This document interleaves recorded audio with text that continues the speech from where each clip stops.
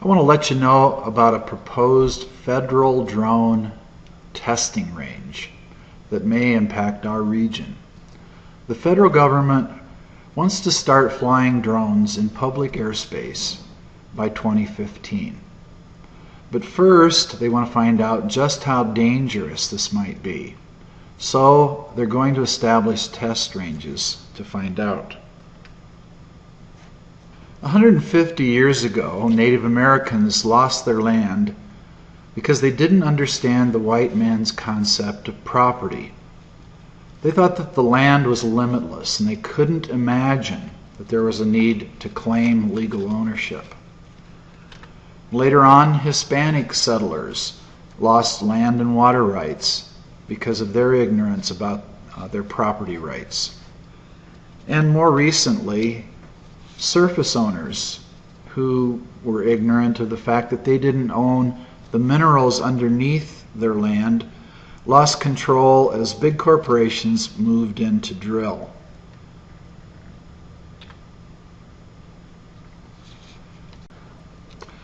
I don't think that all drones are bad. My concern is not with the technology itself, but with the way in which drones might be used, and especially with how their use might contribute to the invasion of private property. Drones have potential non-military applications in agriculture, firefighting, search and rescue, mapping, law enforcement, and lots of other uses that we can only imagine. But in 1946, the Supreme Court ruled that the airspace above the surface, up to 500 feet, belongs to the property owner. But most of this super adjacent airspace in southeastern Colorado has been claimed by agencies of the federal government. This actually constitutes an illegal taking, since it deprives the surface owner of the use and enjoyment of their own property.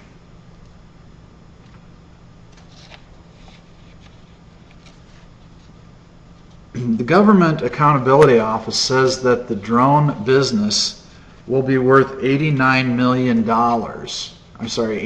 billion over the next decade. But the airspace between the surface and 500 feet is also a valuable asset to the property owner in terms of privacy, in terms of just peace and tranquility, as well as potential for wind energy development.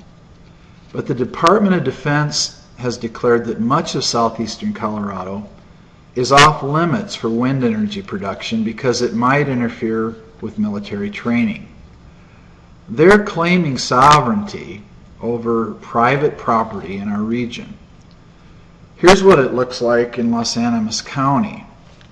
The Department of Defense says that the areas on this map in red and yellow interfere with military operations, and that they will therefore prevent private property owners from benefiting from wind energy development in these areas.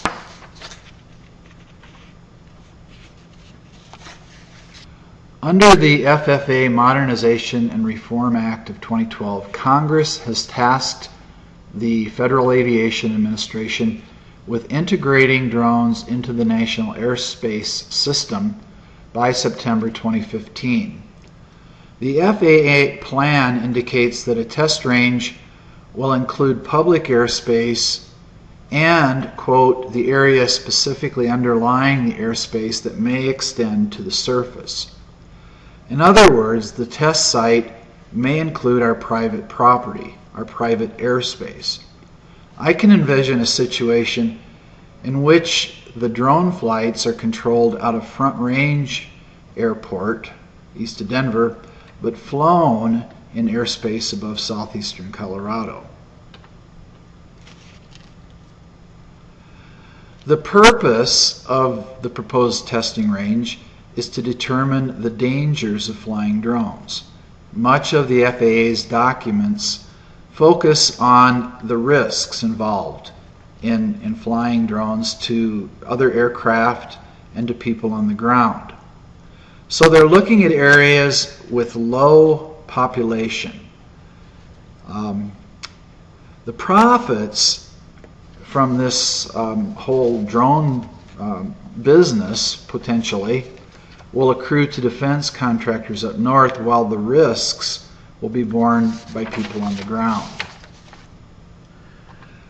Since the military has already established military operations areas and military training routes over southeastern Colorado, it's quite possible that such a drone testing range will happen here. Once the federal government establishes a drone testing range or designates private airspace for low-level flights, it will become very difficult for our elected officials to do anything about it.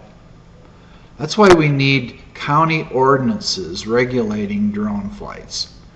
If we have an ordinance, the FAA or the military would have to request a variance, giving our local officials and the public a chance to evaluate their proposal and make sure that our safety and privacy and property rights are protected.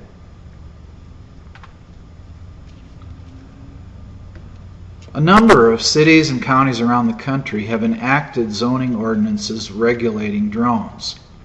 I believe that jurisdictions in southeastern Colorado should do the same thing before we fall victim to the same lack of awareness that caused Native Americans to lose their land and Hispanic settlers to lose their water. We too could lose a valuable piece of our property, our super-adjacent airspace. The enactment of local ordinances designated to control the use of drones in our region would give us a layer of protection to ensure the opportunity for the public to be involved. The federal government could not impose itself upon our airspace or invade our privacy without first getting permission from our local officials.